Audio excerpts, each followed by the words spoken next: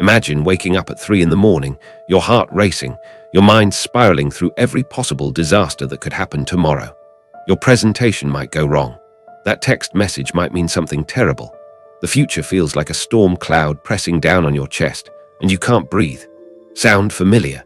If you've ever felt trapped by anxiety, paralyzed by worries about things you can't control, you're not alone. Millions of people around the world struggle with this every single day. But what if I told you that ancient philosophers figured out a solution to this problem over 2,000 years ago? A mental framework so powerful that it's being used today by therapists, CEOs, and even Olympic athletes to manage anxiety and find peace in chaos. Today, we're diving into Stoicism, an ancient philosophy that might just change how you think about your worries forever. Stoicism began in ancient Greece around 300 BCE, founded by a merchant named Zeno of Citium. Picture this: Zeno lost everything in a shipwreck.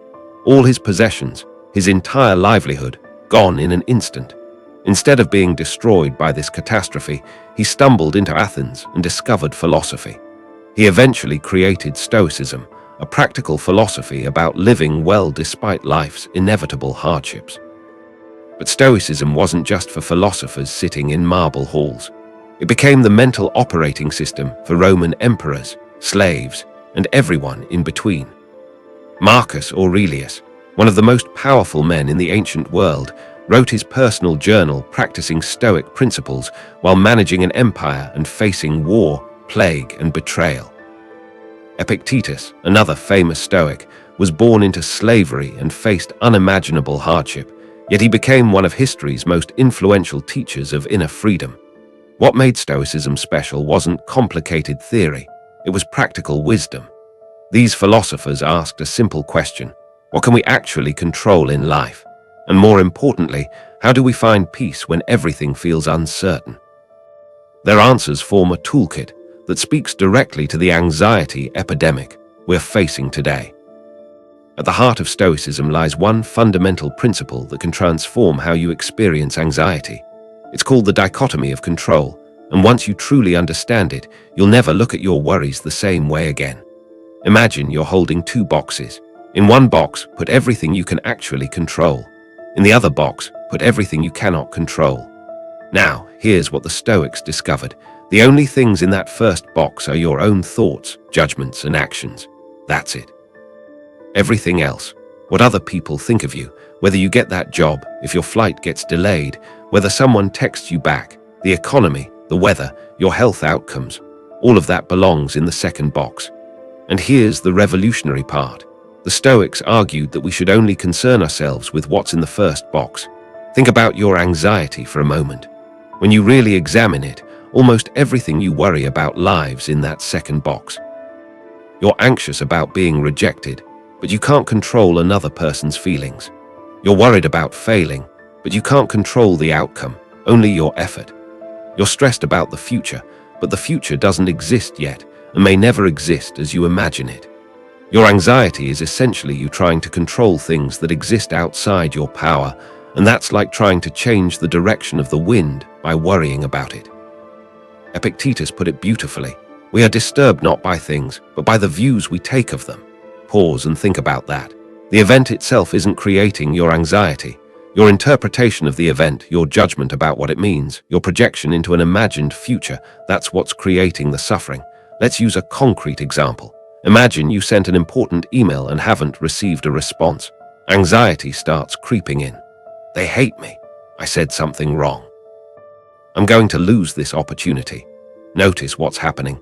You've taken a neutral event, no response yet, and added an entire story to it. That story lives completely in your mind. The Stoics would ask, what do you actually know?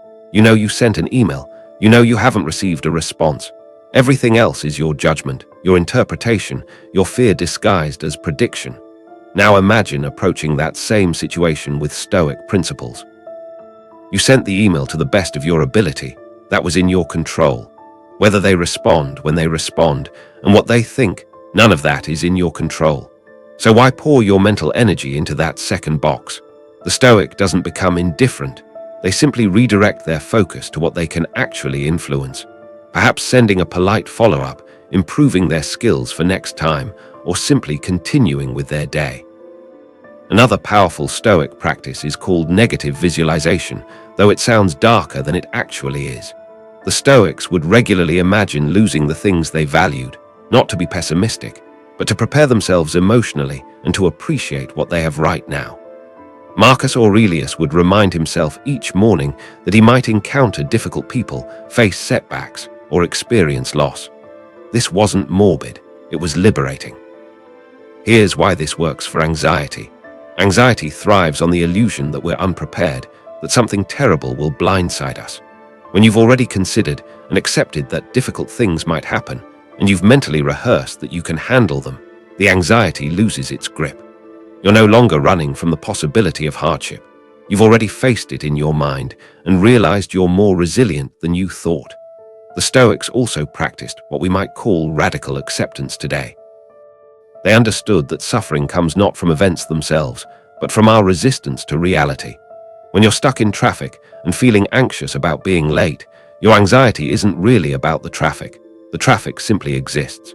Your anxiety comes from fighting against the reality that you're in traffic, from the story that being late is catastrophic, from the belief that this shouldn't be happening. Picture a tree in a storm. The tree that's rigid and fights against the wind breaks. The tree that bends and flows with the wind survives. Stoicism teaches us to be like that flexible tree, accepting what is while still taking appropriate action when possible. Now, you might be thinking, this is all well and good for ancient philosophers, but how does this apply to modern life with its unique pressures? Here's something remarkable. Modern psychology has essentially rediscovered Stoicism and packaged it as cognitive behavioral therapy, or CBT, which is one of the most effective treatments for anxiety disorders. CBT teaches you to identify distorted thinking patterns and replace them with more rational thoughts. Sound familiar? That's exactly what the Stoics were doing 2,000 years ago. When you challenge your catastrophic thinking, "One mistake won't ruin my life," you're using Stoic principles. When you recognize that your anxiety about a future event is just a thought, not a fact, you're practicing Stoicism.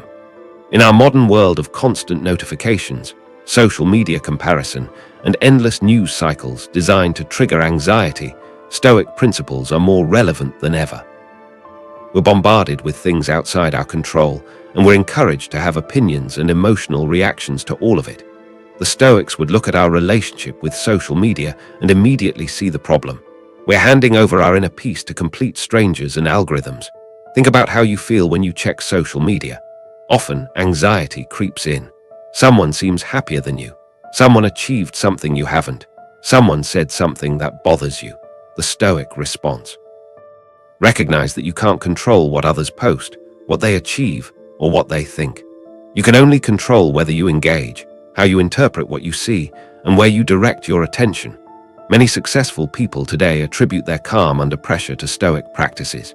Tim Ferriss, author and entrepreneur, starts many days reading Stoic philosophy. Former NFL coach Bill Belichick used Stoic principles to stay focused on what his team could control. These aren't people avoiding the real world. They're people who have found a way to navigate an anxious world without being consumed by it. The Stoic approach to anxiety isn't about positive thinking or pretending everything is fine. It's about developing what psychologists call an internal locus of control, understanding that your well-being comes from within, from how you respond to life, not from life going exactly as you planned. This is deeply empowering because it means your peace of mind doesn't depend on controlling an uncontrollable universe. Now, what can you take from this ancient wisdom and apply to your life today? Start by recognizing when anxiety appears and asking yourself, is this within my control? If it's not, practice letting it go, not because you don't care, but because worrying about it doesn't change it. If it is within your control, focus your energy there instead of on imagined catastrophes. Remember that your thoughts are not facts. When anxiety tells you a story about the future, recognize it as a story, not a prophecy. You have the power to question those thoughts, to choose different interpretations, to direct your attention toward what you can actually influence. Practice appreciating what you have right now, because the present moment is all you ever truly possess. The future you're anxious about doesn't exist yet and may never exist as you imagine it. The past you're ruminating about is gone. This moment, right now, is where your power lives. Stoicism doesn't promise that life will stop being difficult or that you'll never feel anxiety again. What it offers is something more valuable, a way to remain steady when life gets stormy, to find peace not by controlling everything around you, but by mastering your own mind. Marcus Aurelius wrote, "You have power over your mind, not outside events. Realize this, and you will find strength." That strength is available to you, right now, regardless of your circumstances. So here's a question to reflect on. What would change in your life if you stopped trying to control the uncontrollable and focused all that energy on what you can actually influence? Drop your thoughts in the comments below. And if this resonated with you, consider sharing it with someone who might need to hear this message. Sometimes the most ancient wisdom is exactly what we need for our modern struggles.